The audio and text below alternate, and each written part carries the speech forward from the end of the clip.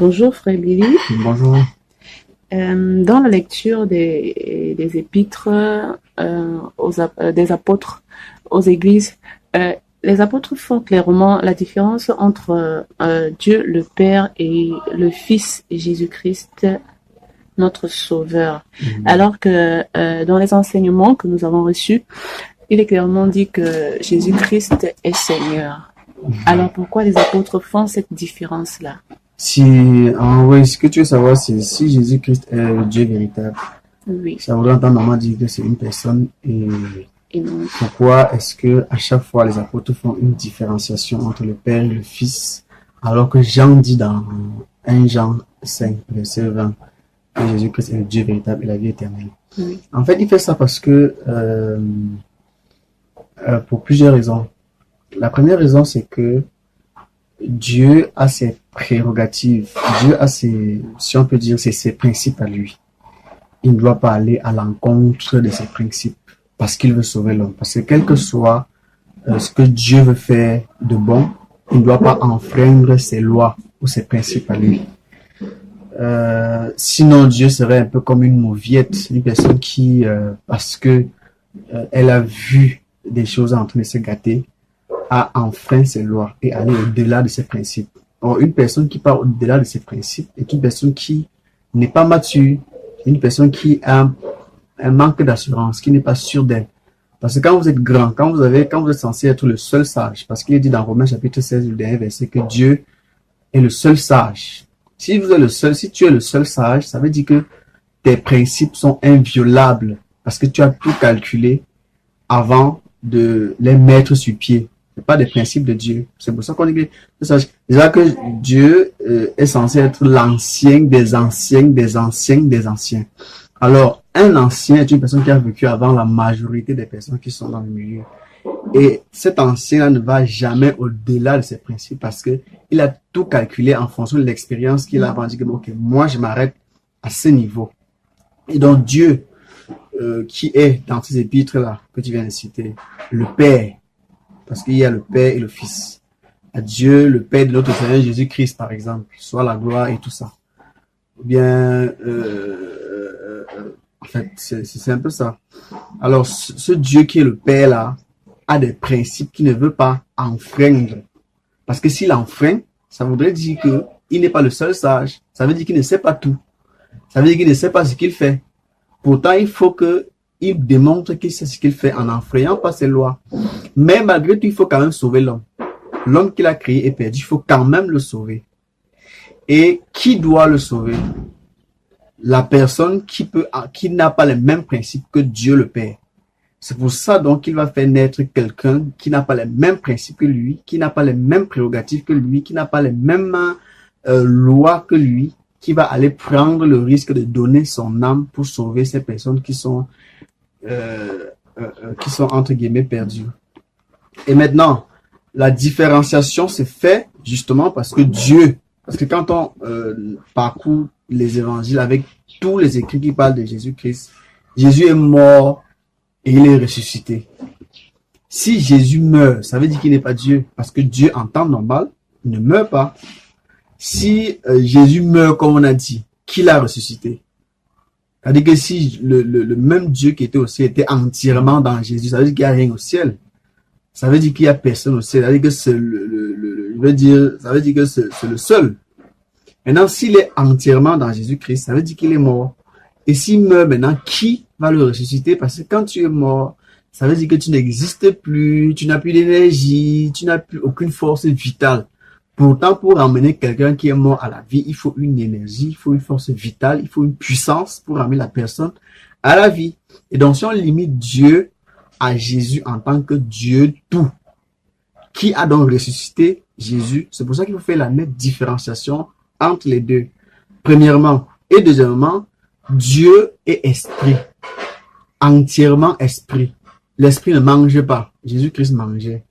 L'esprit ne va pas aux toilettes. L'esprit n'est pas menuisier. Alors que Jésus-Christ était un charpentier. L'esprit n'insulte pas les gens. Que Dieu n'insulte pas les gens. Jésus-Christ insultait les gens. Il a insulté le roi Hérode. Il a appelé le roi Hérode de renard. Il ne fait pas ça. Pourtant, il fallait faire toutes ces choses. C'est pour ça qu'il faut qu'il y ait une différenciation entre le Père et le Fils pour que quand ça arrive là où ça enfreint les principes de Dieu, qu'on dise que non, ici là, c'est le Fils qui fait. Quand ça arrive là où ça enfreint pas ces principes, on dit que non, ici là, c'est le Père qui fait. Maintenant, le mystère de la chose, c'est que Dieu qui est tout puissant est capable d'être à la fois les deux. Sinon, ce qui n'est pas tout puissant, nous on passe tous les jours à dire qu'il est tout puissant. Quand on dit qu'une personne est tout puissante, ça veut dire qu'elle est capable de faire tout ce qui est imaginable, même ce qui n'est pas imaginable. Donc, si l'homme est limité du fait qu'on ne peut pas être à la fois Père et Fils, Dieu n'est pas limité parce que, étant tout puissant, il peut à la fois être le Père et le Fils. Maintenant, pourquoi malgré tout le fait qu'il soit tout puissant, parce que même étant tout puissant, il est capable de sauver l'homme sans forcément passer par les sacrifices de son Fils à la croix? Pourquoi cela? Comme je viens de le dire, c'est parce qu'il y a des principes qu'il faut respecter et les lois qu'il faut respecter. C'est pour ça qu'il faut donc recréer une personne qui est capable de sauver l'homme en respectant toutes ces lois sans que ça enfreigne par là même les principes de Dieu qui est censé être le Père. Parce que si vous enlevez Jésus-Christ, Dieu existe toujours. Parce que Jésus-Christ, c'est on peut le dire, une partie de Dieu. Si vous coupez mon bras droit, je suis toujours vivant. Je veux toujours vivre. Jésus-Christ était la droite de Dieu. Alors que dans les multiples enseignements que nous avons reçus, il a été dit que Jésus-Christ était le Seigneur, donc Dieu. Alors pourquoi les apôtres font cette différenciation-là? En fait, Jésus-Christ est Dieu, il n'y a pas de doute. C'est pour ceux qui n'ont pas la révélation, disant que Jésus-Christ n'est pas Dieu.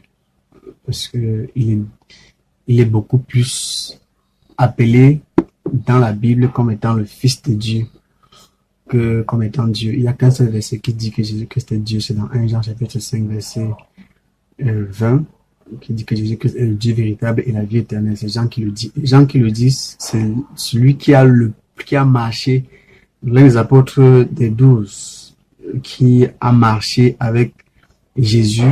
Et c'est lui qui a écrit l'Apocalypse, donc il décrit le même Jésus qu'il a vu dans les évangiles, comme dans Apocalypse chapitre 1, de verset 1 au verset 17. Il décrit comme étant le Dieu Tout-Puissant. Donc c'est lui qui dit, c'est le seul apôtre qui a dit que Jésus-Christ est Dieu, dans 1 Jean 5, verset 20. Par contre, les autres, à chaque fois, chaque fois qu'ils vont parler, établir une différence. Même Jean le fait, sauf que la différence que Jean a des autres, c'est que lui, il au moins eu la particularité de dire que Jésus-Christ est le Dieu véritable et la vie éternelle dans 1 Jean 5, comme je viens de le dire. Donc, pourquoi est-ce que les apôtres vont faire cette différenciation entre le Père et le Fils, alors que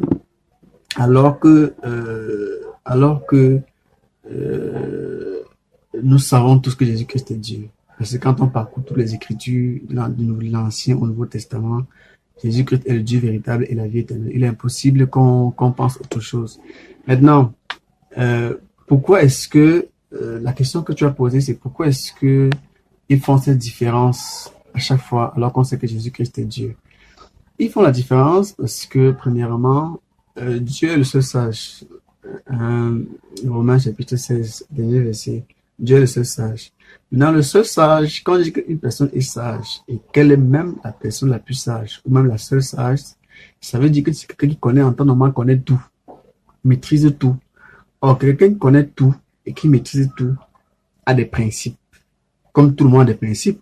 Sauf que celui qui connaît tout ne peut pas enfreindre ses principes. Il est impossible qu'une personne qui connaît tout enfreigne ses principes. Ça veut dire qu'elle ne connaît pas tout. C'est-à-dire que si tu dis un truc, après tu reviens, dis le contraire, ou bien tu reviens sur ça pour revoir, c'est comme si tu ne connais pas tout, alors que normalement on dit que tu connais tout, parce que on dit qu'il est tout puissant, il est préscient, omniscient et tout ce qui peut aller avec. Et donc, s'il est tout ça, ça veut dire que tous ces principes doivent rester tels qu'ils sont et ne doivent pas être enfreints, surtout par lui-même. Maintenant, pourquoi est-ce que parce que l'homme, selon les principes de Dieu, l'homme a péché et tout homme a péché et ils sont privés de la gloire de Dieu.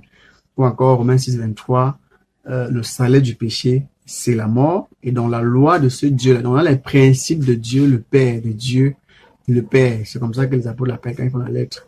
C'est que le salaire, dans ses principes, le salaire du péché, c'est la mort. Donc, quand tu as péché, automatiquement, tu es mort devant lui, il n'y a pas à discuter. Ça, c'est ses principes à lui. Il ne peut pas aller au-delà de ça. Mais malgré ça, il faut quand même qu'il sauve l'homme qui a péché. Parce qu'en même temps, il est aussi amour. Sauf que l'amour de Dieu n'est pas au-dessus de la justice. La justice de Dieu passe avant toute chose. Parce qu'il faut qu'il y ait justice. S'il ne respecte pas la justice, il y a des gens qui vont subir l'injustice. Pourtant, il est aussi amour. Il faut aussi qu'il manifeste l'amour. C'est pour ça que voulant sauver l'homme par amour, sans enfreindre ses principes, il faut qu'il y ait une deuxième personne qui n'a rien à voir avec les principes de Dieu le Père lui-même et qui sauve l'homme. C'est pour ça que Jésus-Christ doit apparaître dans la scène, dans l'histoire de l'homme, parce que Dieu aurait pu sauver l'homme sans passer par Jésus, sans que son fils ne meure à la croix.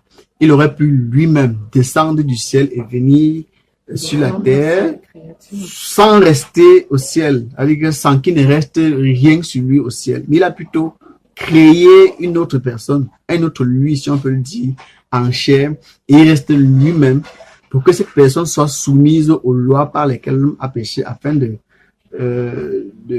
sauver l'homme.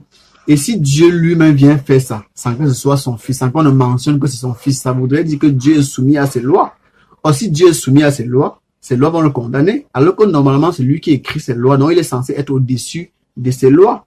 Et pour sauver l'homme qui est en dessous de ses lois, il faut créer un autre homme qui est aussi en dessous de ces mêmes lois, afin de sauver ces hommes-là qui ont péché par cette loi-là. C'est pour ça qu'on fait la différenciation entre le Père et le Fils.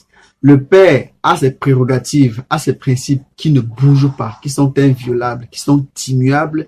Le Fils a ses principes à lui. Je prends quelques exemples seulement des principes du Père. Dans les principes du Père, dans Romains chapitre 12, versets 16, 17, 18, on parle du fait que ne vous vengez point vous-même, car il est écrit à moi la vengeance, à moi la rétribution. Ne vous vengez point vous-même sur le Fils. Parce que le Fils a dit dans Matthieu chapitre 5 que si on vous gifle sur la joue droite, tendez la joue gauche. Comme vous dit que si on te tape, ne rends pas. Or, le Père lui dit plutôt que c'est à moi la vengeance, à moi la rétribution. Donc, le Fils ne se venge pas. Un exemple de principe, le Fils dans ses principes, il ne se venge pas. Et le Père dans ses principes, il se venge. Ou bien, il venge. Pourquoi le Père venge? Parce qu'il faut que la personne qui a commis le mal soit punie. Parce que si quelqu'un fait le mal, tu ne le punis pas. Ça voudrait dire que le mal est impuni, que le mal est bien, que l'injustice est normale. Parce que si tu gifles quelqu'un qui n'a pas de force et on laisse celui qui a giflé celui qui n'a pas de force, ça voudrait dire que le faible est opprimé et le fort est l'oppresseur. Pourtant, c'est pas normal. Or, Jésus, lui, vient devant et dit que non, laisse. Le Père va venir te venger. C'est pour ça qu'il faut qu'il y ait la différenciation entre le Père et le Fils. Or, si on mélange tout ça, là, on fait une personne sans faire la différenciation, ce serait une embrouille.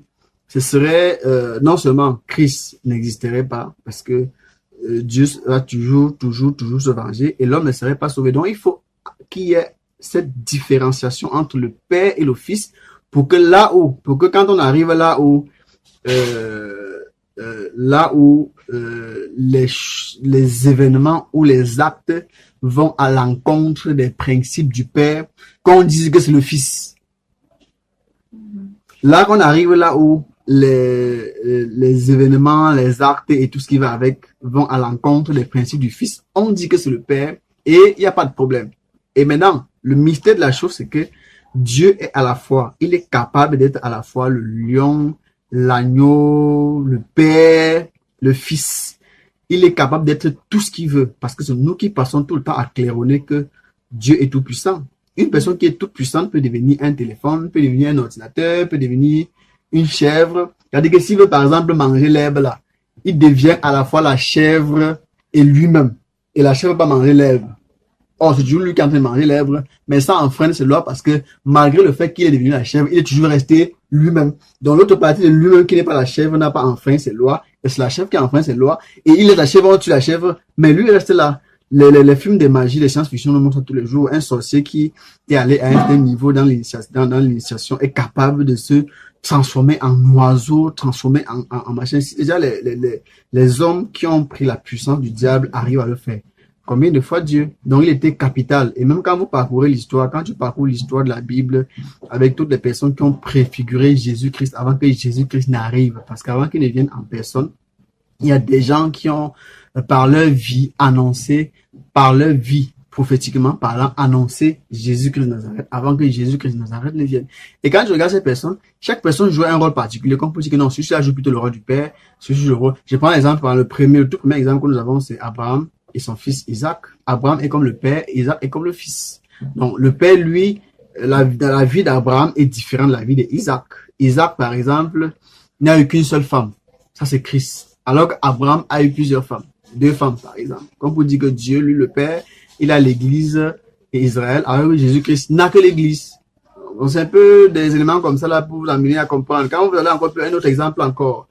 Quand tu vas plus loin, et tu vas voir que Isaac n'a pas fait la guerre, alors qu'Abraham, lui, il a fait la guerre. Alors que Isaac, c'est quoi? Isaac, c'est le pacifisme, c'est le pardon, c'est l'humilité, comme Jésus-Christ. Alors qu'Abraham, qui est le père, c'est la guerre, c'est la vengeance, c'est les armées et tout ça. Quand tu vas maintenant plus loin dans 1 Samuel et le livre de 2 Samuel et le livre des rois, de 1 roi, tu vas voir que David, lui, c'est le père de Salomon, a fait la guerre, il a beaucoup fait la guerre, alors que Salomon, lui, vient, c'est plutôt le règne de père. David, en ce moment-là, est en train de jouer le rôle du père, Dieu le père, qui fait la guerre contre les ennemis, qui va aller défendre le territoire contre ceux qui veulent la saisir, ou qui veulent aller faire la guerre pour gagner les territoires. Ça, c'est le père. C'est comme ça que Dieu le père fait.